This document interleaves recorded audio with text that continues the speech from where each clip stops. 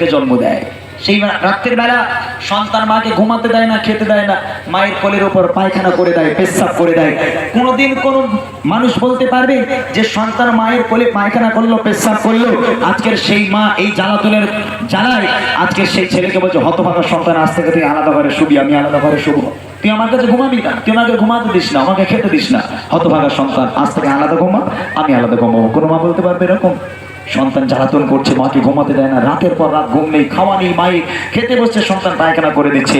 সেই মা সুন্দর করে সন্তানকে পুছিয়ে আদর করে ঘুম পাড়িয়ে শীতের রাতের বেলা হলেও সেই মা গোসল করে নিজেকে পাক পবিত্র করার জন্য।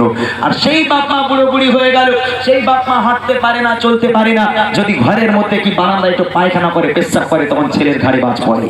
হ্যাঁ, ছেলের ঘাড়ে তখন বাজ পড়ে। বউ বলে দেখো, ও তোমার মা ঘরে বসে বসে হাত বেড়াই পরিষ্কার করার জন্য নিয়েছি, এই জন্য নিয়েছি আমারে। হ্যাঁ, ও খবরদার, ও বুড়ো বুড়ি যদি ঘরে থাকে আমি বাপের বাড়ি চলে যাব। পাশে জায়গা আছে, একটা টিন দিয়ে একটা চা তৈরি করো, করে বুড়ো বুড়ি ওর মধ্যে না, ওর মধ্যে হাগু, ওর মধ্যে